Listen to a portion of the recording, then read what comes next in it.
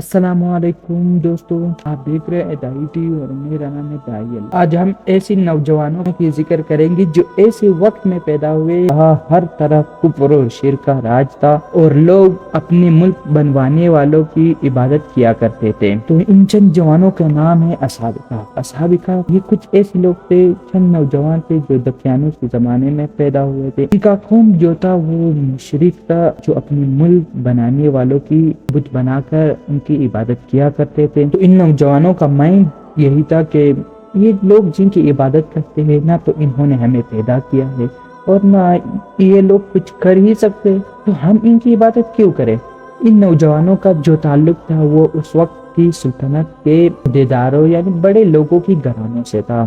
جب اس وقت کی حکومت کو یہ پتا چلا کہ ان نوجوانوں کا یہ مائنڈ ہے تو انہیں شاہی دربار طلب کر لیا گیا۔ تو یہ نوجوان جو ہے وہ بے خوف ہو کر اپنے ایمان کا اعلان کرنے لگے اور کہنے لگے کہ ہم ایک رب پر یقین رکھتے ہیں، یہ بتوں وغیرہ کی ہم عبادت نہیں کریں گے۔ تو تم لوگ اپنے اصل خدا کو چھوڑ کر غیروں کی عبادت کیوں کرتے ہو اور ان کی معبود ہونے کا کوئی واضح دلیل بھی پیش نہیں کرتے؟ تو ظاہر سی بات ہے کہ اس وقت کے لوگ اور بادشاہ ان کے خلاف ہو گئے، کیونکہ یہ سلطنت کی بڑے گھرانوں سے تھے، تو اس لیے انہیں ڈائریکٹ گرفتار بھی نہیں کیا جا سکتا تھا۔ تو بادشاہ نے تھوڑا نرمی اختیار کی اور انہیں کہا کہ میں تمہیں کچھ دن کی مہلت دیتا ہوں تاکہ آپ لوگ اپنی بات پر غور کر لیں۔ کچھ دن کی بات ان کے ملک میں ایک جشن تھا، آزادی کا دن تھا۔ تو ان نوجوانوں نے سوچا کہ اس دن ہمیں ضرور مجبور کیا جائے گا کہ ہم ان کے خداؤں کی عبادت کریں۔ تو انہوں نے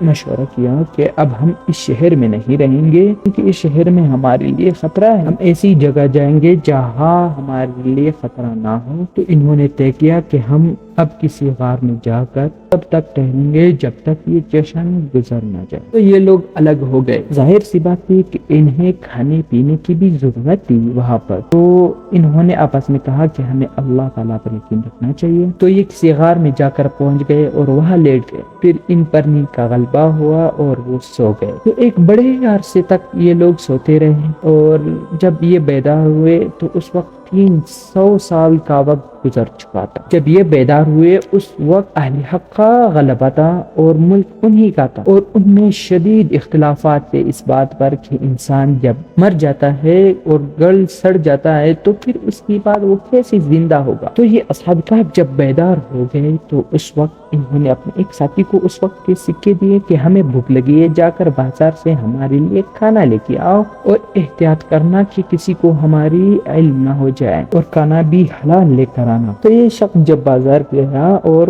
وہ حیران تک کہ بازار اتنا بدلا ہوا کیوں ہے۔ تو اس شخص نے جب ایک وقت کا کھانا لیا اور دکاندار کو سکے دیے تو دکاندار حیران ہو گیا کہ یہ تو 300 سال پرانے سکے تھے، یہ آپ کو کیسے ملے؟ کہیں آپ کے ہاتھ کوئی خزانہ تو نہیں لگا ہے؟ اس شخص نے کہا کہ نہیں، میرے ہاتھ کوئی خزانہ نہیں لگا ہے، یہ تو میرے اپنے ہی سکے ہیں۔ وہ دکاندار نے یہ سکے دوسرے دکانداروں کو بھی دکھائے تو انہوں نے کہا کہ ہاں یہ تو 300 سال پرانے سکے ہیں۔ تو اس شخص کو بادشاہ کی دربار لے جایا گیا۔ تو اس وقت بھی بادشاہ اللہ تعالیٰ سے یہ دعا کیا کرتا تھا کہ مجھے ان لوگوں کی اختلافات کا کوئی حل دے دے اور مجھے ان لوگوں سے ملا دے جو دقیانوس کے زمانے میں غائب ہو گئے تھے۔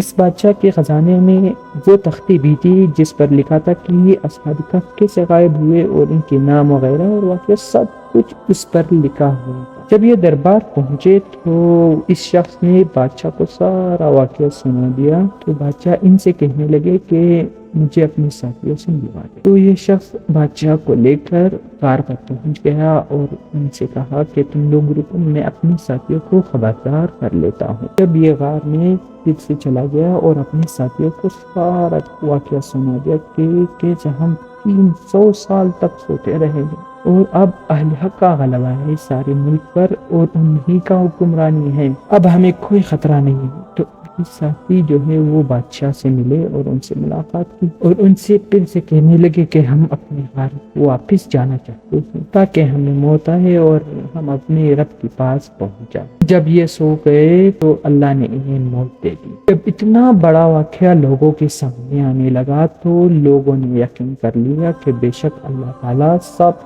کچھ کرنے پر قادر ہے۔ تو انہوں نے اپنے اختلافات چھوڑ دیے اور راہ راست پر آ گئے۔ تو اس قصے سے ہمیں یہ سیکھ ملتی ہے کہ چاہے حالات جو بھی ہو، اسلام کی حکومت ہو یا فسق کی حکومت ہو، ہمیں اپنے رب پر یقین رکھنا چاہیے اور کفر و شرک سے دور رہنا چاہیے۔ یہ قصہ جو ہے میں نے قرآن اور حدیث دونوں سے لیا ہے، یہ کافی زیادہ قرآن مجید میں ہے، اور اس میں لاسٹ میں جو ہے اختلاف ہے وہ حدیث میں آیا ہے کہ یہ بادشاہ سے ملے یا اس سے پہلے مر گئے، اس میں اختلاف ہے۔ سو اللہ تعالیٰ آپ کو اور آپ کی جاننے والوں کو اپنے حفظ اور امان میں رکھے۔ سو ملیں گے اپنے اگلی ویڈیو میں۔ اللہ حافظ۔